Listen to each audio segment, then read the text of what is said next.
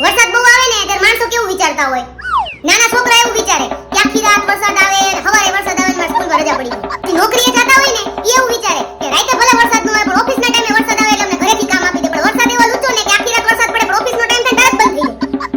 અને બૈરાને તો એટલી તકલીફ થઈ જાય ને વરસાદમાં વાત ન પૂછો. એક તેમને કપડા ધોયા હોય ઈ ભૂકાય નહીં એટલે ઘડીકમાં ઊંધા કરે ને ઘડીકમાં હવરા કરે, કચરા પોતા કરે ને ઘર આખું ભીનું ભીનું જ લાગે. અને એમાં હજી માંડ ફૂકાણું હોય ને તો એનો વહે નાખો ભીનો ભસ થઈને બાકી આવે. પછી ઈ બધું સાફ કરે ને તો એનો છોકરો કાળાવાળો થઈને આવે. એનો છોકરાનો કાળો સાફ કરે ને તો લાઈટું વહી જાય. તો પછી મીણબત્તી કરે. ચાલુ મીણબત્તી એ ઘરવાળા એમ કે ભજીયા ખાવા હે એટલે ભજીયા બનાવે. અને માંડ ભજીયા બને નથી ઊભા થાય ને તો લાઈટું આવે. જમે ને તો પછી લાઈટું ઠેકાણું ન હોય. રાતે 2 વાગી જાય 3 વાગી જાય. પછી આપણે બધાને હવા નાખવા ને બધા શાંતિથી સુવે. સેજ વરસાદ પડ્યો હોય ને ત્યાં તો બધા સ્ટેટસે ચડાઈ દે. અને ગીત તો એવા નાઈટ નવા મૂકે ને કાળી વાદળડી તું ને વીનવેર બે ઘડી નાચી લે મોરલા.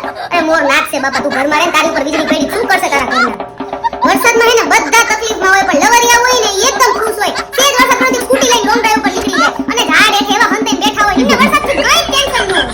અને વરસાદમાં લવરિયાના સ્ટેટસ તો જોવા જેવો. એવા મસ્ત મસ્ત ગીત મૂકે ને રંગ શરબતો કા મીઠે ઘાટ કા પાણી, મેં બાદલ બન જાઉં તું બારિશ બન જાના. ભગવાનને કેમ કરવાની જરૂર જ નથી, બધું તમે જ કરો.